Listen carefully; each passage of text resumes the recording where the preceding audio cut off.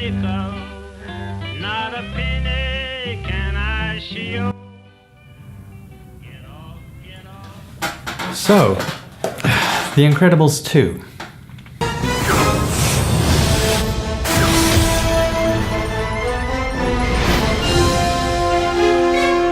The Incredibles 2 comes 14 years after the first film.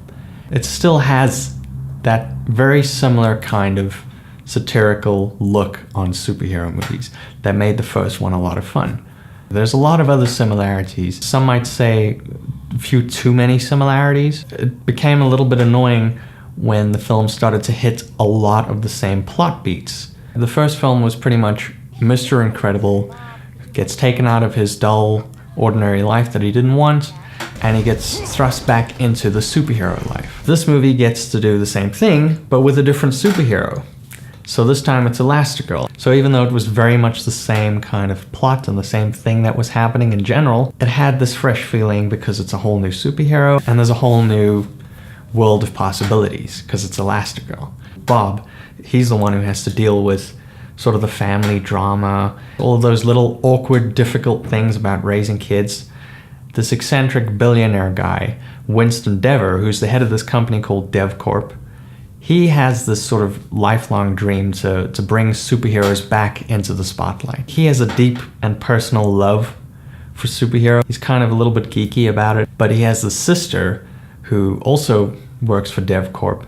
She's not on the same page as him. She's not into the superhero thing. She thinks it's a little bit silly. So that was kind of cool. They're like the two polar opposites of the audience for this film. The people who love the superheroes and the people who think it's silly.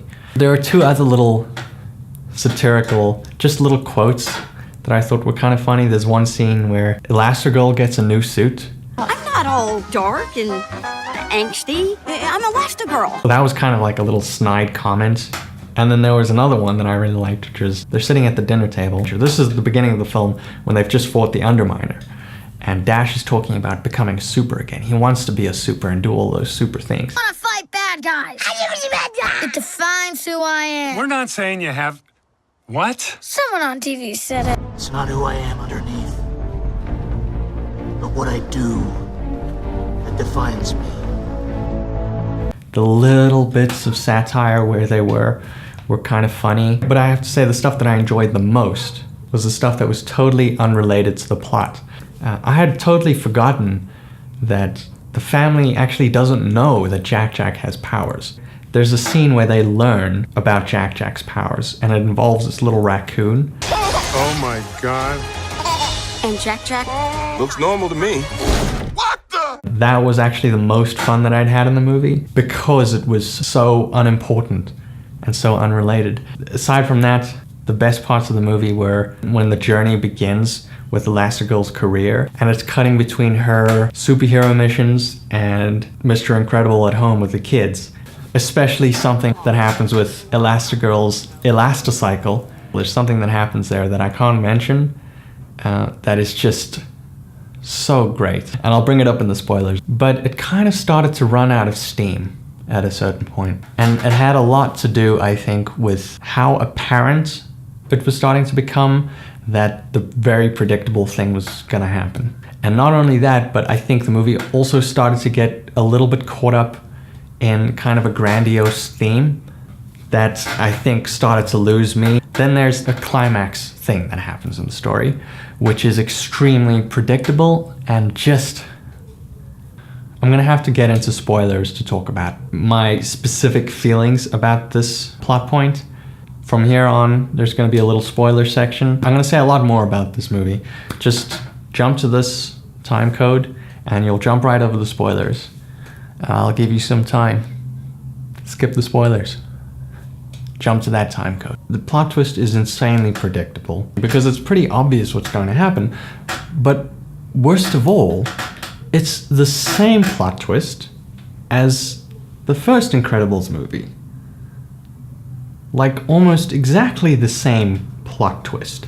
Winston Dever, he's basically Mirage in this movie, the person who deals with the superhero and sort of guides their missions. And then you have the person who's actually the mastermind of everything, who turns out to be the villain.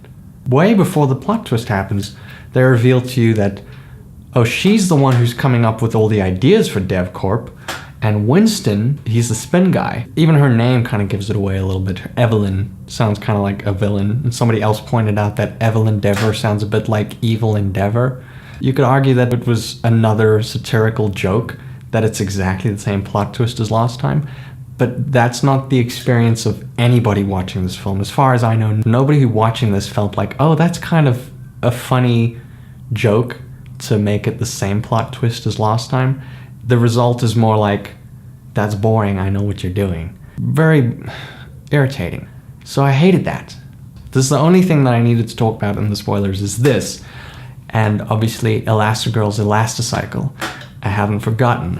Okay, the thing with the Elasticycle, what happens is that the cycle splits in the middle and sort of create tension with Elastigirl's body, so her bum is hugging onto the back of the motorcycle and her front is hugging onto the front, and when it snaps back into place, she kind of gets a kick. She can jump a little bit higher and stuff like that. The visual result is basically Elastigirl kind of worming her way around the city, doing this on her motorcycle. Work it! Work it! Work it! And it was just so funny. I loved it. I mean, it had scenes where it played out really cool and interesting, but it just seemed so flippant and silly that it was one of my favorite things in the movie. After that major sort of reveal, the plot point, you get the big action scene. I found myself really bored during that action scene. I really didn't enjoy it, but actually there was nothing wrong with that scene. I think it was just the weakness of everything that was coming before it.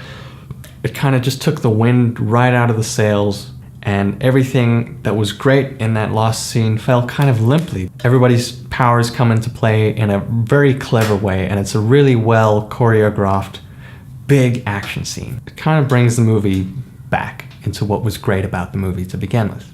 I think it was a fun movie. It obviously doesn't live up to the first movie. Everything is just so great about that first movie. The family dynamics and how perfectly those things come together with the superhero elements. The second movie doesn't quite live up to it, but it comes kind of close, and it's great fun.